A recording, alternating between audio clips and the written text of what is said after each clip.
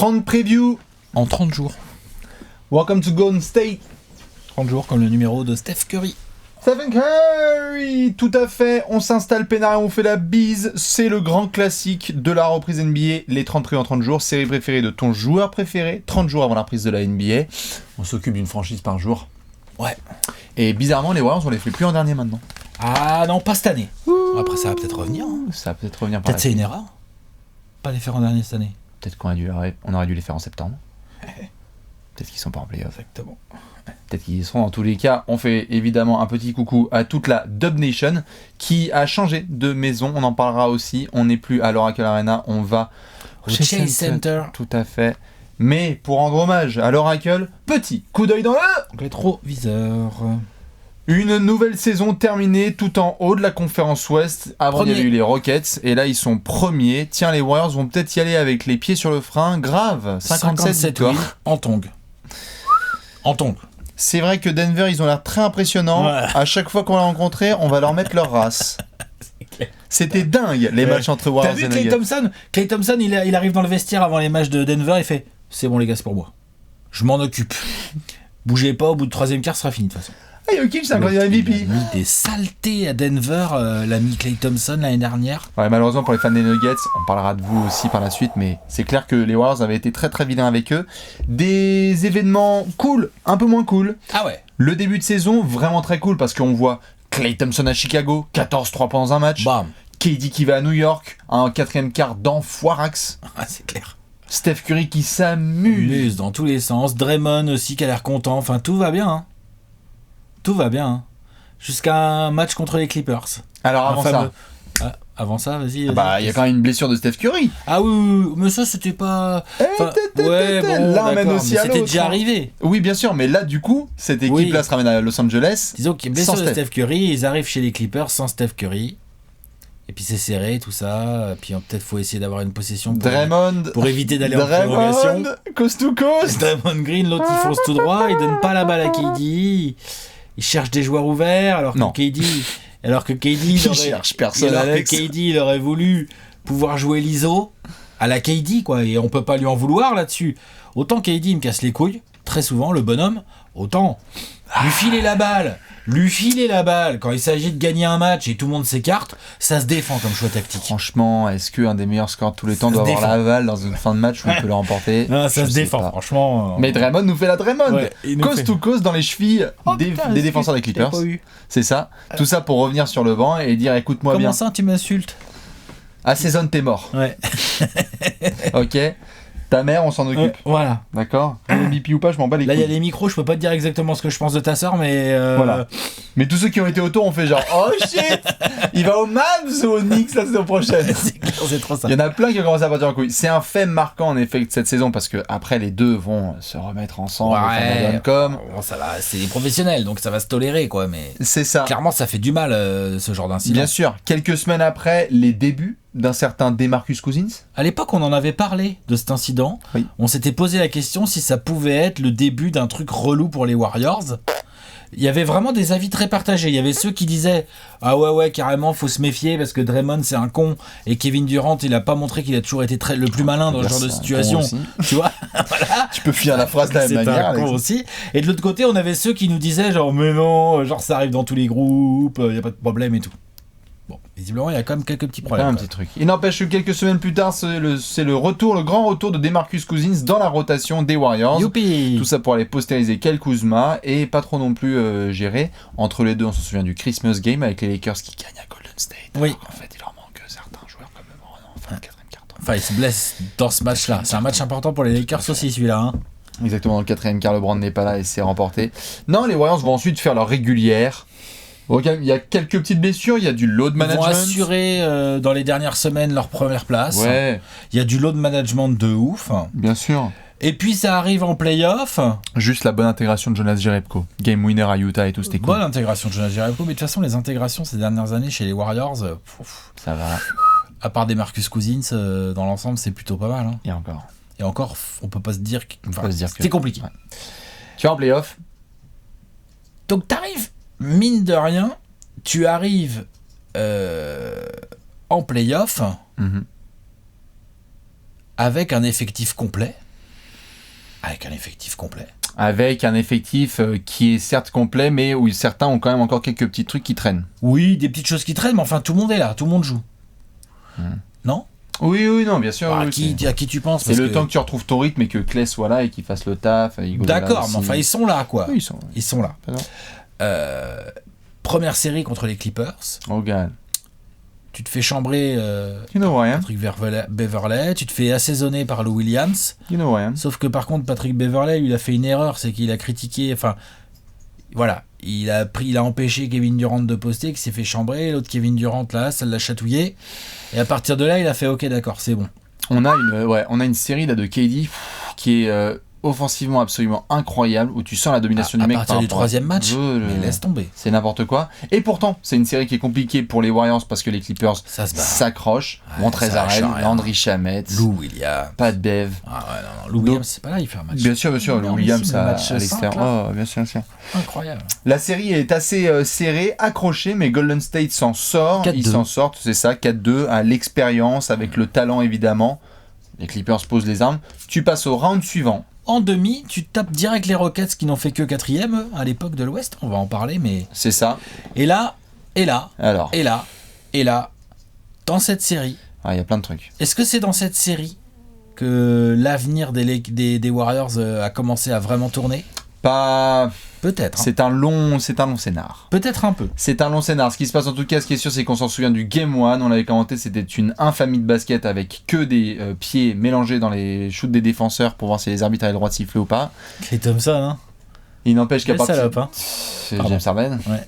À partir du moment, par contre, où ça se met à jouer au basket, Golden State commence à prendre la distance. Ouais. Il y a cette blessure de KD. Dans le 3e quart du match 5. Oui, c'est ça. C'est ça. Puisque derrière, Chris Paul va nous chier ça. Ouais. Et le match 6, à l'extérieur, sans Kevin Durant. Ouais. Maîtrisé totalement. Juste à ce moment-là, au niveau du bilan médical, on ne parle pas encore d'Achille. Non, pas du tout. Quand on est sur KD, on est sur mollet. On se dit, vu comment il a pris son pied, on se dit, on est passé à quelques millimètres. C'est le bas du mollet, quoi. Hein. Tout en bas du mollet. On se dit, oh là là. Et là, on nous annonce d'abord 10 jours. Après, on nous dit, 2 semaines serait bien. En même temps... Il reviendra pas du tout, mais peut-être. Dans le même temps, ils sont là en train de déboîter les Blazers sans KD. En finale de conf. Oui, parce que c'est vrai, le Game 6, t'as Curry qui prend feu contre Houston. Curry, le Game 6 à Houston. À partir du moment où Chris Paul réserve le terrain et dit, t'as pas le droit de shooter avec moi, et que Curry la prend. Tuyaux, quoi. L'autre, il énerve le meilleur shooter de l'histoire. C'est quoi, 0 points à la mi-temps et 150 en deuxième ? Je sais pas, mais il a énervé, fallait pas faire ça. Fallait pas faire ça, point barre. Non, c'est clair. C'est débile. Tu vas aller jouer les Blazers, alors là, Steph va continuer. Parce que si Lillard est le papa de Westbrook... Lillard, c'est Abraham. C'est chaud. Mais ouais, Steph est en forme, Clay aussi. Ouais. Finale de conf, Non, clairement. Et puis Draymond aussi, dont on parle peu parce qu'on fait souvent.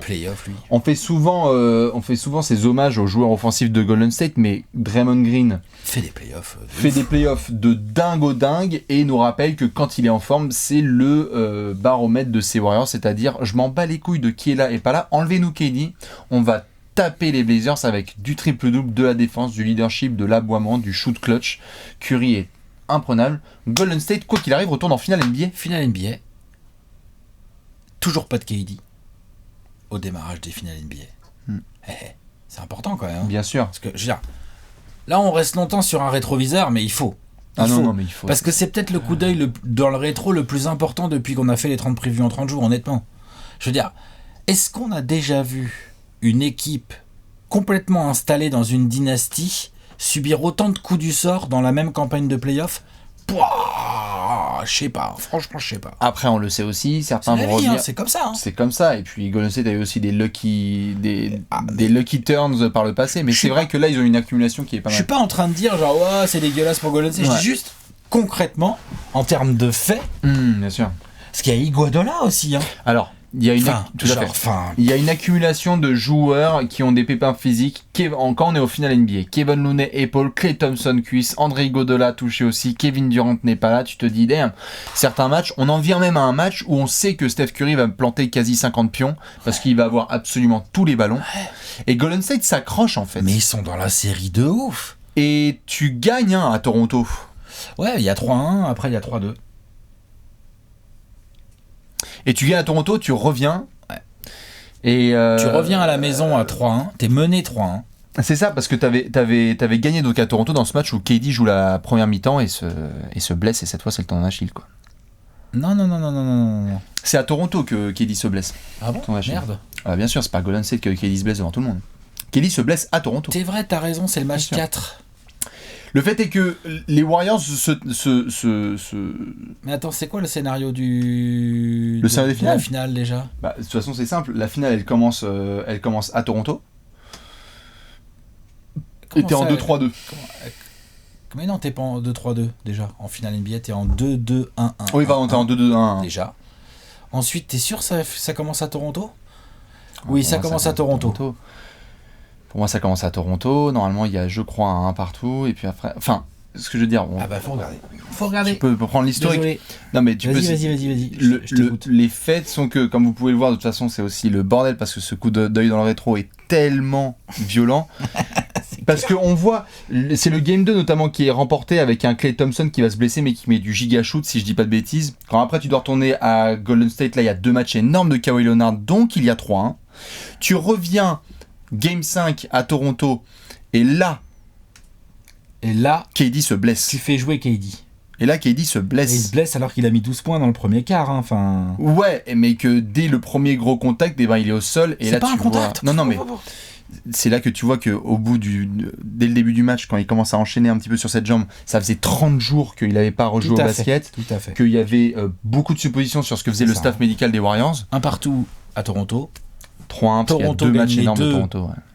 À Golden State. Ouais, tu reviens 3-2. Et là, il y a le match 5 à Toronto, que Golden State va gagner à l'arraché, malgré la blessure tendon d'Achille pour le coup de KD dans le premier quart. Parce que c'est ça aussi sur quoi on revient, c'est que cette équipe de Golden State, où on dit souvent c'est des Warriors, certes, mais ils ont aussi des superstars, il n'empêche que Steve Kerr trouve les bons mots, et Kevin Looney, gladiateur dans l'arène, va mettre sa protection sur l'épaule et jouer comme un malade. DeMarcus Cousins va essayer aussi de produire un ou deux bons matchs aussi de DeMarcus. On se dit, lui aussi il revient. Parce que DeMarcus en secret, on n'en a pas parlé, mais ok, ils démarrent les playoffs tous ensemble.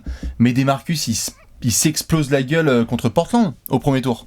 Il n'y a que des coups de merde qui arrivent à Golden State sur ces playoffs. C'est ce que je te dis, sur cette campagne de playoffs, c'est hallucinant de voir le nombre de mauvais coups du sort qui sont tombés sur ces Warriors, c'est incroyable. C'est ça. Sans parler d'évidemment le Game 6, Klay qui est complètement en feu, qui est en train de faire gagner le match à l'équipe et d'arracher à lui tout seul un Game 7, et il se fait le genou, quoi.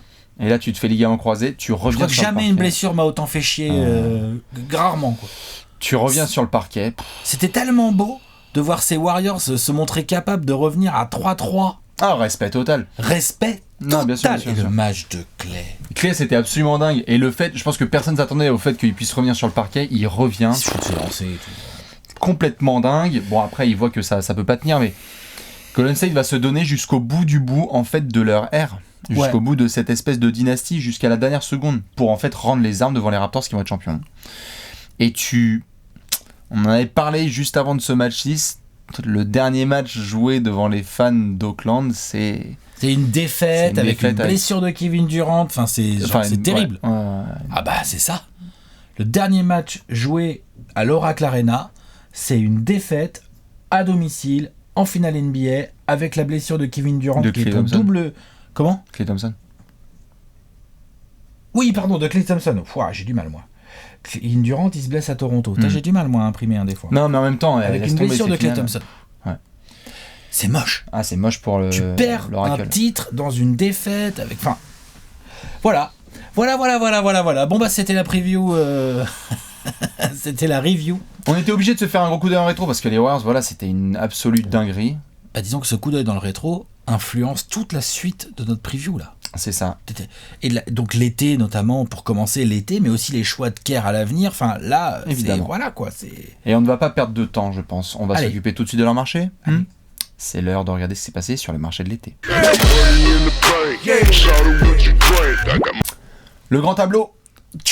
Il y a du mouvement, là. J'ai envie de commencer par les départs. Ok, bah si tu veux, allez. Parce qu'à partir du moment où tu perds KD, direction Brooklyn, on en a parlé dans la preview, DeMarcus Cousins, tu laisses André Iguodala dans Sean un trade. Livingston, Sean Livingston, retraite, Quinn Cook, Lakers, Jordan Bell, Minnesota, Damian Jones, Atlanta, Shabazz Napier, bon, qui est passé Vitef. Trevion Graham aussi, bon, c'est Vitef, tout ça. Voilà, tu perds KD, Iguodala, Livingston. Déjà, rien que ces trois-là, ce sont des piliers très importants de tes 2 derniers titres. C'est ça. Incontestable. KD, double MVP des finales. Iguodala fait le taf en sortie de banc. Oh, lol. Et Sean Livingston, remplaçant très important. Bien sûr. À eux expérience 3, en plus. Non mais à eux 3, c'est hyper violent. Et sachant en plus que là, on s'occupe de la preview de la saison à venir des Warriors, vous verrez que dans les prolongations sublimes, il y a Monsieur Klay Thompson. Mais en même temps, j'hésite à le mettre carrément pour cette saison-là dans les départs. Parce que tu ne peux quasiment pas compter sur Klay Thompson. À l'heure actuelle, les projections, c'est Klay Thompson après le All-Star Break et on verra en mars, frère. Moi, je jouerai pas de l'année, je pense. Et je pense qu'ils ne prendront pas aussi de risques. Non, aucune raison. En tout cas, c'était très cool de voir qu'ils l'ont prolongé direct sans hésiter, quoi. Ça, c'est bien. Les Splash Bros sont maintenus. Ils ont prolongé Looney aussi, non ? Et Draymond. Draymond, il s'est signé. Et Draymond, il a pris son petit deal. Oui, c'est vrai. Il a pris son petit deal, ouais. Et sinon, effectivement, ça, c'est vraiment de la belle prolongation. Ça, moi, j'aime bien du côté du management des Warriors. Putain, les Splash Bros et le Draymond, le trio reste en place. Je suis fan. C'est le message, il est clair. C'est quoi ? C'est pas fini, en fait. On va continuer à travailler. Ouais.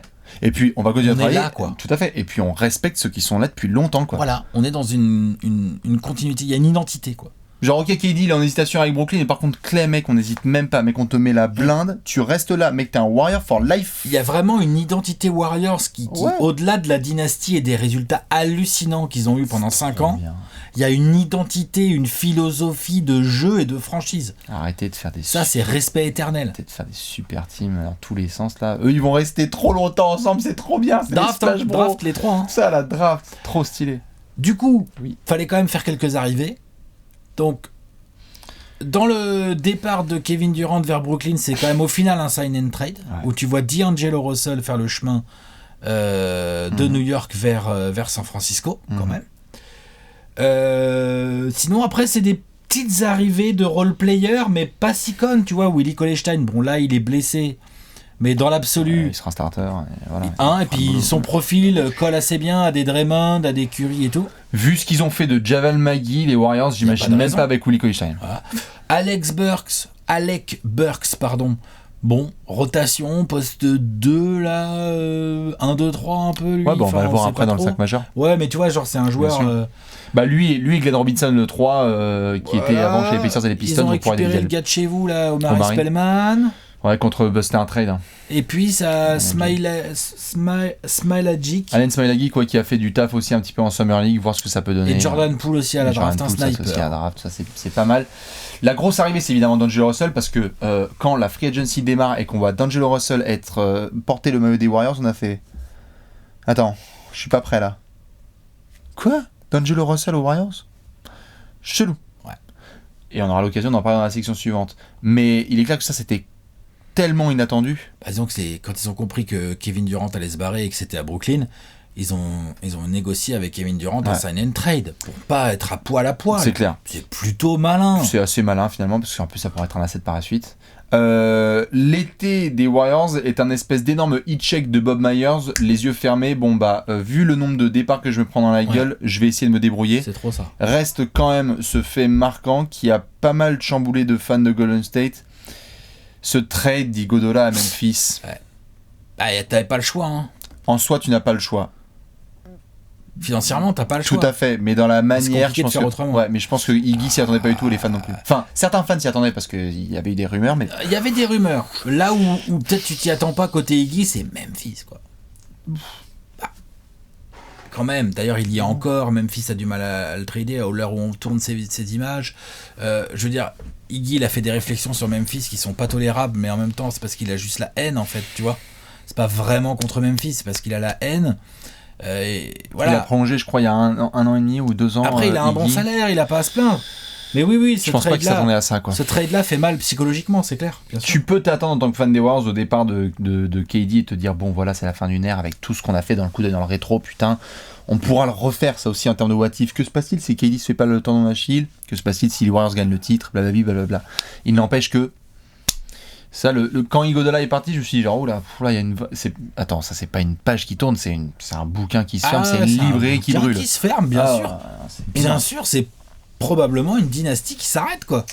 Ce qui ne veut pas dire que les Warriors ne vont pas être compétitifs, lol. Mais ils ont encore 2-3 joueurs qui savent jouer au panier ballon. Mais l'été, a été assez mouvementé. Assez mouvementé, ouais.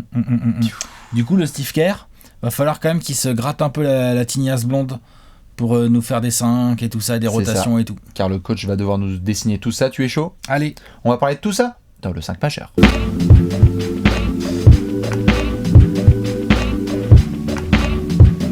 Le 5 majeur des Warriors, on tend le point, un meneur, un arrière, un ailier fort et un pivot. 5 joueurs vont devoir être mis sur le parquet par monsieur Steve Kerr.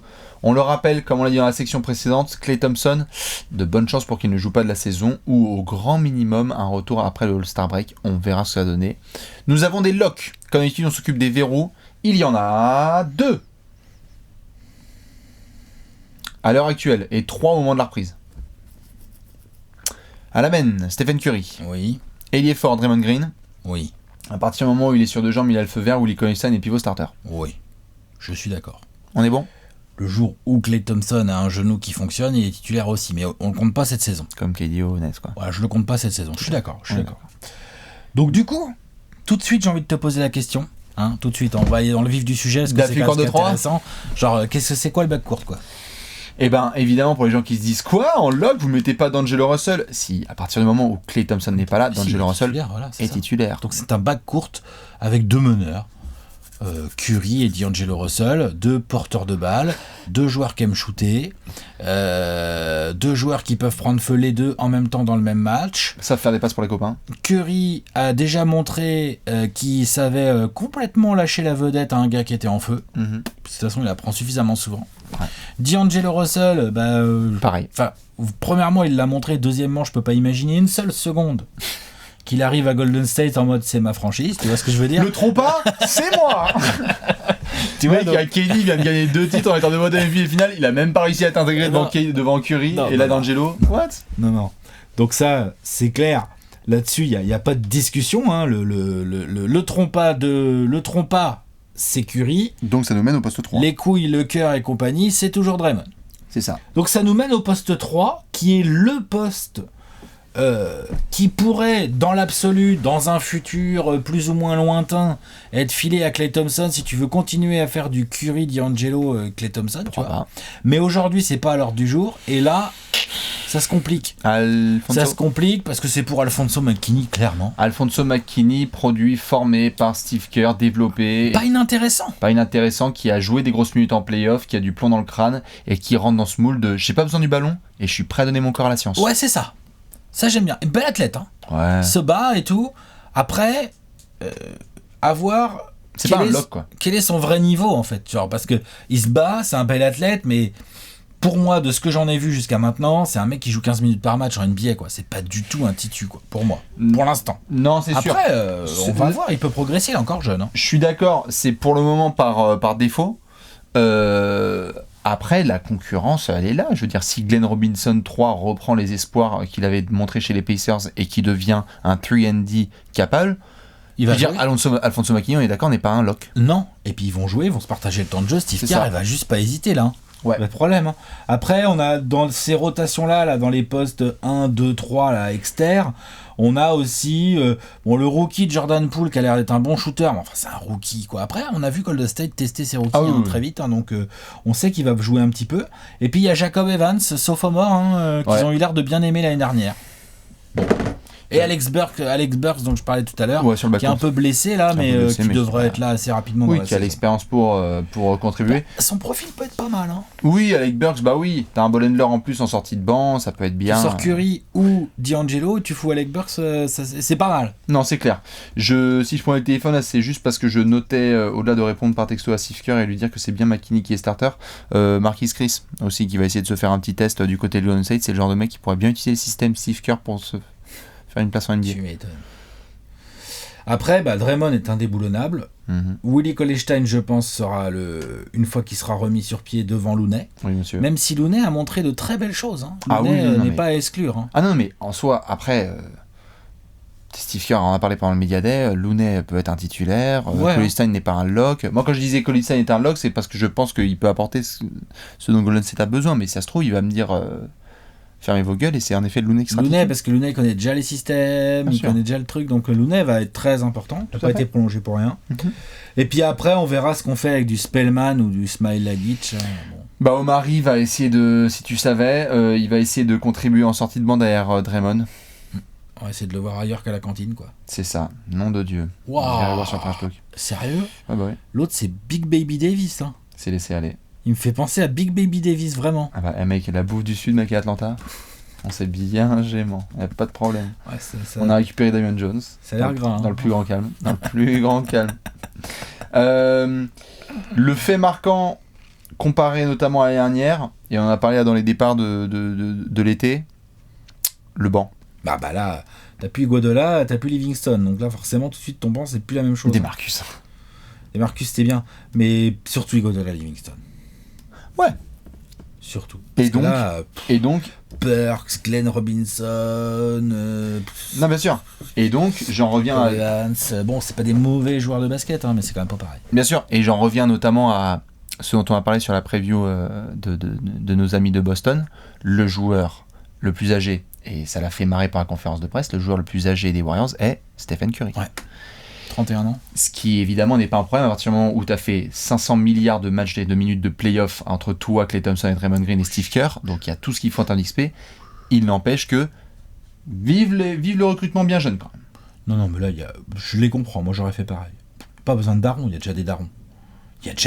Oui. C'est des darons jeunes, mais c'est des darons. En fait, je parlais des darons de ouf. Je parlais en sortie de banc en fait. Voilà. C'est pas les darons mon problème, c'est juste que quand t'avais Iguodala et Sean Livingston qui étaient là, il y avait rien à dire. Le truc c'est que la sortie de banc va falloir gérer. Je pense que ça va être dans la gestion de Steve Kerr entre Curry et D'Angelo Russell. Tu dois en avoir un sur le terrain quasiment tout le temps. C'est ça. Franchement, t'as pas le choix là. Ouais, et puis Steve Kerr il a 2-3 qualités en tant que coach, donc il y a moyen qu'il comprenne ça. Je pense que si moi je joue à ça, je pense que lui aussi sera conscient. Mais je pense que clairement, D'Angelo et Curry vont jouer ensemble et aussi très souvent quand l'un se repose, pas l'autre, quoi. Je pense. On est bien d'accord. Ce qui du coup on n'en a pas beaucoup parlé, mais défensivement, peut y avoir un certain scepticisme sur leur paire de bas courtes. Bah tu perds déjà Klay et KD. C'est chaud. C'est chaud. Par contre, offensivement, la paire Curry-D'Angelo, je suis curieux de voir. Hein. Je pense que ça gagne des matchs. Bien sûr, non, mais le Chase Center peut avoir droit à un show monumental, mais d'un côté du terrain. Il faudra voir qui pourra devenir un pilier défensif aux côtés de Draymond. Ça va être à McKinney de nous donner ce genre de truc. Ça va être à Looney, Cauley-Stein. Ça va être un peu à Burks aussi, s'il peut se craquer, tu vois. Et ça va être à Curry, à D'Angelo de faire les efforts minimums. Hein. Ouais, clairement. Ouais. Glenn Robinson, le 3 aussi, qui peut... ça, Kerr va leur en parler. Après, il faudra voir sur le terrain comment ça va se traduire, cette affaire. C'est clair. Dites-nous ce que vous pensez, en tout cas, des rotations à prévoir du côté de notre ami Steve Kerr. On va devoir enchaîner, nous, avec une grosse question. Allez. C'est l'heure de la question de la mort.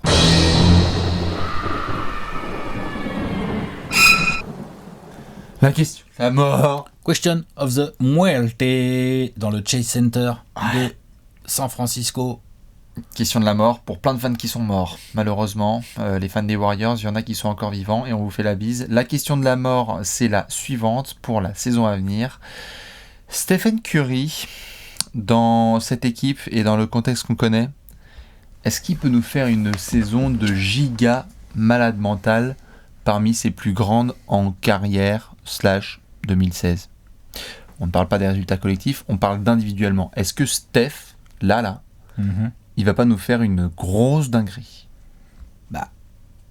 Je regarde là tout de suite. Donc 2015-2016, qui est pour moi la saison référence. Il en a fait plein des bonnes saisons, Stephen Curry, mais 2015-2016, MVP unanime. Nous sommes à un petit peu plus de 30 points, 5,5 rebonds, presque 7 passes, plus de 2 interceptions, mais surtout. On est en 50-45. 90. Un hit check down. 45% à 3 points. Je précise quand même qu'il en a mis 400 dans la saison. Il en a pris 11 par match, Maurice. Voilà. Alors qu'André Robertson en a mis 400 depuis sa naissance. Ouais. Ça vous donne un peu une perspective de ce bordel. 400 lay-up, il a mis. Donc si on part sur ce principe-là, ça ce sont des statistiques pures. On sait ce que ça représentait aussi dans le système Warriors. L'émergence de Stephen Curry permettait aussi ce type de saison. Voilà. Difficile de se dire qu'un mec peut faire un hit check de 1 an. Bah ça a déjà existé au moins une fois avec Stephen Curry. De là à le refaire... En fait, le truc c'est que on parle beaucoup là quand on parle des Warriors, on se focalise beaucoup sur Curry de manière logique puisque Kevin Durant est parti et Klay Thompson est blessé. Ok, il y a D'Angelo qui est arrivé. Ok, on peut estimer par exemple que, je sais pas, moi, Draymond Green va scorer un petit peu plus, que les Cole-Stein et les Looney vont être sollicités pour, au lieu de mettre 8 points, en mettre 12, ce genre de choses. N'empêche que Stephen Curry, là, il doit en avoir gros, là. Obligé, il en a gros. Tu vois. Obligé, il en a gros. L'autre, son pote Clay, il est blessé. Kevin, il est parti. Ils viennent de perdre en finale dans des circonstances qui doivent lui foutre bien les boules alors qu'il y avait un three-peat pas loin en fait. Hein. Nouvelle salle à baptiser. Il aurait pu être MVP des finales, tout ça. Nouvelle salle à baptiser. Hein. Salle à baptiser, tout ça. Il a commencé par un airball là en pré-saison. Bon, mais il s'en fout évidemment. Mais ce que je veux dire, c'est qu'effectivement, c'est sûr, Stephen Curry va être remonté à bloc. C'est sûr, Stephen Curry va prendre plein de tirs. C'est sûr et certain. Ce qui est sûr aussi, c'est que les défenses sont prévenues et que les gens vont essayer un peu de gêner au maximum Curry quasiment à chaque fois que les Warriors vont être joués, vu que tu n'auras ni Klay Thompson ni Kevin Durant à défendre à côté quand même. Hein. Oui. C'est quand même pas pareil de laisser shooter McKinney ou de laisser shooter Kevin Durant, quoi. Non, c'est sûr. Tu vois, c'est quand même pas le même délire. Ça va lui rappeler certains souvenirs qui sont parfois positifs. Il y a quelques années quand il n'y avait pas KD et que donc une majorité de système était tournée vers lui, ça va lui rappeler aussi des souvenirs négatifs. Le match qu'on a vu notamment pendant les finales NBA où t'as pas de Clay, pas de KD, tu dois te démerder. Et donc à partir du moment où on fait une prise à 37 sur toi, faut que tu lâches le ballon et les copains qui sont à côté sont peut-être pas très performants. En fait, le truc, c'est que je pense que n'importe quelle personne qui connaît Stephen Curry, qui le regarde jouer depuis quelques années et nous suit aussi depuis quelques temps, sait que Steph va faire une saison impressionnante. Mais quel est le niveau en fait auquel il peut être ? Parce que le scoring, on a tous envie de le voir. On s'attend à une saison, moi je m'attends à une saison où il met plus de 303 points, où il fait un ou plusieurs matchs à plus de 50 points et où il fait des dingueries. Je pense que ça là on peut s'y attendre. Maintenant, il y a le joueur scoreur qui est celui-ci et il y a ce rôle de joueur le plus âgé de cette équipe, patron de la franchise, et puis, avec plein de nouveaux à intégrer. Et puis Steve Kerr va pas le faire jouer 43 minutes par match. Hein. Et il va pas le faire jouer 43 minutes par match. Steve Kerr va le faire jouer 33, 34 minutes comme avant. Exactement. Donc certainement pas forcé. Hein. Si le score il fait ça, est-ce que l'un des angles les plus intéressants aussi à suivre de la saison prochaine de Stephen Curry, c'est comment il met ses nouveaux coéquipiers en avant ? Clairement. Parce que là, il y a des nouveaux coéquipiers. Et comment, à travers lui, on peut retrouver du Warriors basketball de avant Kevin Durant. Dont on a parlé pendant les playoffs, tout à fait. Voilà. Tout à fait. C'est à travers lui. À travers Draymond aussi. Hein. Tout à fait. Mais à travers Curry, beaucoup. Parce qu'à travers Draymond, t'as l'impulsion, t'as le cœur, t'as la défense et tout. Mais, fast break et tout. Mais d'accord, mais s'il n'y a pas les 3 de Curry, s'il n'y a pas ces petits drives tout sneaky là, ou ces bonnes passes d'ess, on sous-estime vachement le passeur qu'est Stephen Curry. Bien sûr. Donc c'est forcément à travers Curry que le renouveau du Warriors basketball peut se matérialiser. Bien sûr. Et on faisait le marché d'été et on mettait justement en avant un mec comme D'Angelo Russell. Il y a plein de gens qui ont vu D'Angelo Russell, toi tu l'as vu aussi, et qui ont dit ça se trouve c'est un trade asset, le mec il va être transféré par la suite. Peut-être que Steph aussi c'est le premier mec, comme on l'a vu un peu à l'entraînement avec les Warriors, qui pourrait faire une si belle saison que en fait c'est pas forcément 37 points en 60, 70, 90, mais peut-être que c'est plus une saison statistiquement intéressante, mais le mec intègre tellement bien D'Angelo Russell que la disparition de Klay Thompson, on ne la sent pas. Pas trop. Parce que d'un côté du terrain, on va forcément la sentir. Tu vois ce que je veux dire ? Mais en attaque, oui. Je suis d'accord. Il peut y avoir ça aussi. C'est-à-dire, gros, t'as pas mal punchliné quand t'étais chez les Lakers, c'était bien chez les Nets, tu peux passer encore un cap. Surtout qu'en plus, D'Angelo Russell, clairement, c'est pas un vrai poste 2 par rapport à Klay Thompson. Il n'a pas du tout le niveau défensif d'un Klay Thompson, l'impact physique non plus. Par contre, il peut apporter un truc que Steph n'a finalement pas tant eu que ça souvent à ses côtés. C'est un D'Angelo Russell. Steph Curry, comme il aime bien jouer sans ballon, Mais il faut du mouvement de balle, il faut des systèmes pour faire jouer Steph Curry sans ballon jusqu'à maintenant aux Warriors. On a vu des Draymond Green en tête de raquette, des écrans et Draymond Green qui la lâche au bon moment et tout. Ça va toujours exister. Ça va pouvoir exister aussi en sortie de pick and roll géré par D'Angelo Russell. Bien sûr. Parce que D'Angelo Russell, il a montré la dernière saison là aux Nets que balle en main, en termes de création, quand il y a la bonne passe à faire, il sait la faire.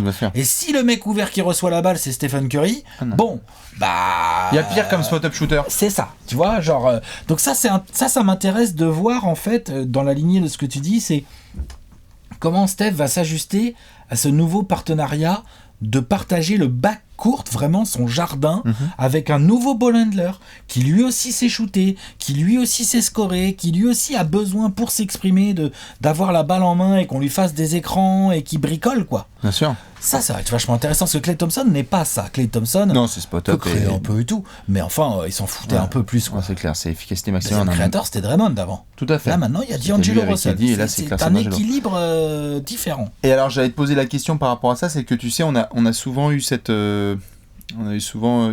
ces grandes gueules sur la planète basket qui voient Steph Curry et se disent ok, le joueur est incroyable, mais moi aussi je pourrais faire ça, tu sais. Moi aussi je pourrais faire ça en étant aussi bien entouré avec un KD, avec un Klay, avec Steve Kerr en coach, etc. Est-ce qu'un des plus grands tests aussi, et est-ce qu'une des critiques qui pourrait venir, c'est que justement en étant moins entouré, on est potentiellement un joueur qui fasse une très très grosse saison individuelle, mais dans le cadre du collectif Warriors, on ne s'y retrouve pas, ou c'est pas du tout ce qui peut se passer? Disons que il peut y avoir un cas de figure où Curry fait une saison individuelle extraordinaire et les chiffres n'y sont pas, c'est-à-dire que par rapport aux années précédentes, tu gagnes moins, ça défend plus, donc tu prends 2 fois des branlés, mais avec Curry qui met 50, mais tu perds. Avant, Curry met 50, Golden State c'est une win, hein, parce que vu comment ils défendent bien, enfin tu vois, genre, enfin, je dirais peut-être des contre-exemples, mais franchement, il doit pas y avoir des masses. Curry qui passe les 40, même, je dirais. Non, c'est celui des finales NBA, quoi. Ça sent la win, quoi. C'est ce qu'on a vu en finale NBA, c'est un match de grand malade, des faits derrière, on a fait genre. Voilà. C'est nouveau. Voilà. Mais dans un contexte quand même où il y a eu des blessures et tout bordel. Là, exactement. Je te parle avec cette équipe-là qui démarre. Donc ça peut exister. Le côté Curry fait une grande saison et les résultats collectifs sont un peu moins bons que les années précédentes. Faudra pas oublier de mettre tout ça en perspective. C'est-à-dire que l'équipe, elle est moins bonne. Hein. Je veux dire, à un moment donné, tu enlèves Klay Thompson et Kevin Durant, je veux dire... Et Iguodala et Sean Livingston. Enfin, je veux dire... Il n'y a pas tant d'arrière que ça que tu peux mettre devant Klay Thompson dans un classement des arrières.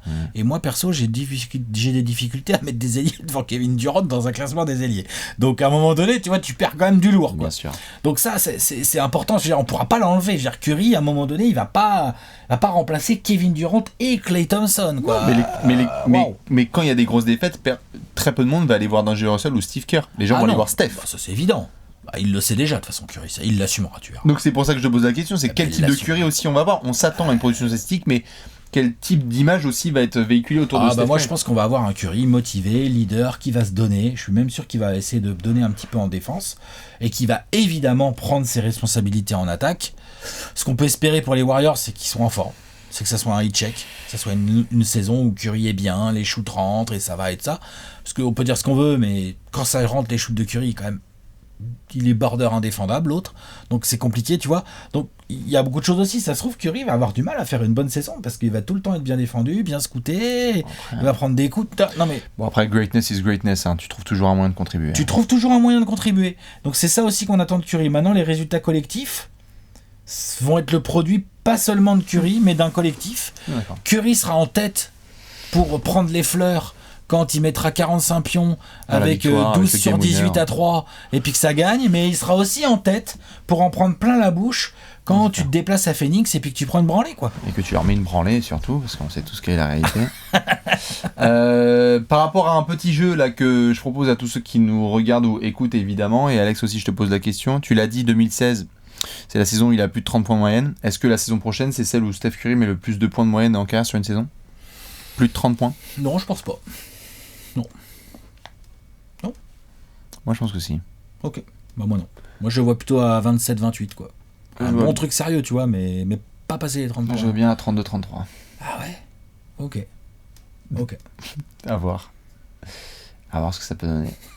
n'empêche pas être marrant. Ah bah, ça pourrait être marrant. Ah bah moi j'aime beaucoup ce genre d'humour. Ouais. Quand Steph est à 33 points de moyenne sur une saison, crois-moi, c'est très très drôle comme jeu. Très marrant. Dans tous les cas, voilà, dites-nous ce que vous pensez sur cette grande question. Stephen Curry, nouvelle salle, nouvelle équipe, beaucoup d'attentes sur lui et sur justement cette Dynasty Warriors. Est-ce qu'elle est terminée, est-ce qu'elle n'est pas terminée? Justement, ce sera l'occasion de suivre cette question tout le long de l'année. Nous, on va devoir se poser sur le peuple. Ah bah Golden State, Golden Gérard. Hein. T'es chaud? Bah ouais. Et bah c'est l'heure du Gérard d'or.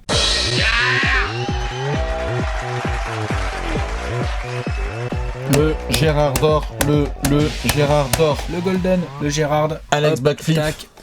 Oh là là là là, c'est bon, c'est rattrapé.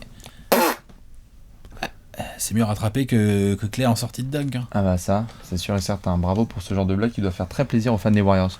Il est 4h30 du matin. Ça m'a pas fait rire en plus. Il est 4h30 du matin, nous sommes au Chase Center. Et oui, on a changé d'endroit. Donc les Stephen Curry vont aussi avoir un différent son, une différente acoustique. Mais il y aura un joueur qui va nous faire cliquer sur Golden State cette saison. C'est lequel chez vous? C'est lequel chez toi, Alex? D'Angelo Russell. Je l'avais déjà pris en Gérard d'or l'année dernière chez les Nets. J'avais dit un truc du genre il a bien un profil à faire sa grosse saison de contractière là et tout. Bon, je m'attendais pas à un truc aussi fou quand même, je dois le reconnaître. Hein. All-Star là, All-Star, les Nets en playoff, tout ça, ça par contre faut pas s'enflammer. Mais bon voilà, je reprends Gérard d'or cette année. Déjà c'est un joueur que j'adore, moi en termes de talent, à regarder jouer j'adore. Je trouve smooth et tout. Il a vraiment une belle papatte gauche, il sait faire beaucoup de choses. T'as l'impression qu'il est lent, mais en fait il est pas lent. Enfin bref, voilà. J'aimerais qu'il se défonce un tout petit peu plus côté défensif. Et j'aimerais surtout qu'il profite de cette opportunité quelque part qui lui est donnée dans sa carrière. C'est-à-dire qu'il y a 2 ans, le mec, on était là en train de dire ouais, derrière Lonzo Ball et tout, aux Lakers, tout ça, nanana. Il a eu l'opportunité, il y a 3 ans, ouais, il a eu l'opportunité d'aller à Brooklyn pour montrer de quel bois il se chauffe. Et là, il a une opportunité que je trouve encore plus ouf pour lui en termes de carrière, c'est-à-dire qu'il a l'occasion de jouer aux Warriors, dans un groupe absolument qui a un noyau absolument incroyable, c'est-à-dire qu'on a un coach qui a fait 5 années de coaching en NBA, il est allé 5 fois en finale, il a gagné 3. On a l'un des meilleurs de tous les temps, l'un des meilleurs meneurs de tous les temps, à côté de lui. Et en plus, son copain habituel, son splash boy habituel, il est blessé, il va falloir le remplacer. Donc ces minutes à D'Angelo, elles sont complètement assurées. Il va avoir la gonfle en main. Et comme on l'a dit, je pense, suffisamment clairement dans la rubrique précédente, Curry va pas hésiter à lui faire confiance. Curry va lui laisser de la place. C'est pas le genre de Curry d'étouffer le truc. Donc je trouve que là, D'Angelo Russell, il a l'occasion de nous montrer, genre, j'ai été All-Star à l'Est, eh ben, vous savez quoi les gars, en fait? Bah regardez-moi bien, parce que même à l'Ouest, eh ben, je suis capable d'être dans la discussion. Bonjour, c'est moi, c'est D'Angelo, j'ai un talent de porc. Voilà, et je trouve que le contexte Warriors, le professionnalisme de cette franchise, des mecs comme Curry, Draymond et Clay, il sera pas loin du vestiaire, Clay, tu vois, les séances de shoot, les machins et tout. Je pense que ça, Steve Kerr, enfin tout ça, je pense que on n'a peut-être pas fini de voir D'Angelo Russell grandir. En effet, atteindre encore un cap supérieur, ouais. Franchement, bien sûr, je parle pas de stats, on verra les stats, mais le jeu, le truc, l'impact. Je suis d'accord, il est encore jeune, Encore de la marge, Encore de la marge avec un contrat signé comme ça, il faut y aller. On va peut-être faire pleuvoir les shoots à 3 points. Ça se trouve dit ça, puis au mois de février, il va se retrouver dans un trade à la deadline. Ah bah Bob Myers, en termes de troll, il est pas mal. Il est très fort l'ami Bob. Ouais. Monsieur Draymond Green, c'est mon Gérard d'or de cette saison. On connaît la production quand il est en forme. Il vient d'être bien verrouillé par les Warriors. C'est comme tu l'as dit, les couilles, les poumons, la bouche et le crâne même de Golden State. C'est lui qui décide. C'est lui qui décide quel type d'équipe ça va être. J'adore Steph, mais c'est le... Comment dire ? J'ai pas la bonne métaphore pour ça, mais Steph c'est un peu le maître de cérémonie, quoi. Mais c'est pas... Enfin tu vois, c'est celui qui est c'est celui qui est en vitrine, qui s'assure que tout le monde le voit et se dise « Ah, c'est joli, c'est beau, c'est spectaculaire ». Mais celui qui peut décider là, demain, que Golden State c'est une équipe qui sait bien défendre et où les jeunes ils sont tous intégrés et où il y en a qui se ramènent à l'heure au practice, c'est Draymond Green. Tout à fait. C'est lui le trompas de cette équipe au niveau identitaire. Et donc, je crois que ça va être soit tout, soit rien. Et c'est ça qui me fascine avec la saison de Draymond Green, c'est-à-dire il va contribuer et faire du triple-double et refaire une saison proche de ce qu'on a vu en 2016 quand il était All-Star. Parce que quand KD est arrivé, il a dû faire du sacrifice. Il a moins scoré. Et donc on s'est dit... Il s'est mis en trait pour l'équipe. Exactement. Mais en 2016, c'était une grosse dinguerie. All-Star, du triple-double de la défense, un couteau Smith incroyable, du 5x5. Enfin, c'était absolument une dinguerie. Et là, il peut totalement, pas s'en battre les couilles, mais il peut totalement péter un plomb devant l'indiscipline de certains jeunes. Il y a déjà eu là sur le camp d'entraînement et sur certains practices le fait qu'il ait commencé à lâcher des scuds dans les médias. Genre, ouais, on a des joueurs intelligents et d'autres qui sont pas très intelligents. Non mais j'adore, tu vois. C'est génial. J'adore. Et donc quand il va avoir ses défaites, parce qu'il va en avoir de plus en plus, quand il va avoir ses grosses défaites, quand ça doit gueuler dans le vestiaire, est-ce que c'est une poubelle qui part dans un mur ? Ou est-ce que c'est un reporter qui se fait tabasser ? Voilà. J'essaie de savoir quel est le radiant de la saison de Draymond Green. Et est-ce que on peut voir Willie Cauley-Stein passer un putain de cap à côté d'un Draymond Green ou McKinney ? Ou est-ce que ça va devenir un craquet ? Ou le fils Robinson, le fils de Big Dog là. Bien sûr. Ça se trouve lui à côté d'un Draymond Green, il va devenir un espèce de, comme tu disais là, de 3&D Pitbull là, trop bien quoi. Exactement. Tout le monde rayonne en fait en fonction du mood qu'a Draymond. Tu parlais de D'Angelo Russell, le mec peut atteindre ce cap supérieur dont tu parles, notamment parce que Draymond est derrière son cul et lui dit gros là je vais aller shooter maintenant, viens il est 4h du matin. Et donc c'est clairement le joueur que je vais plus le suivre. On l'a vu sur les playoffs, quand il est trop bon, on s'en bat les couilles de qui est à côté de Steph. Les Warriors sont juste trop forts parce qu'ils cochent beaucoup trop de cases. C'est son prime, on y va. Let's go. T'as le contrat. Il y a pas mal de difficultés, de haters aussi. Il aime bien fonctionner à ça, aux grandes bouches à fermer. Donc Monsieur Draymond Green, ça va être... Je sens que ça va être incroyable. Quelle que soit la direction, je sens que Draymond va être fou. Je comprends. D'Angelo, Draymond, évidemment du Steph, pour tous ceux qui regardaient les Warriors, et d'autres petits garçons. Nous, on va terminer avec quoi ? Un pronostic. T'es chaud ? Voilà, avec un grand C, comme Chase Center. Eh bien, c'est l'heure du pronostic.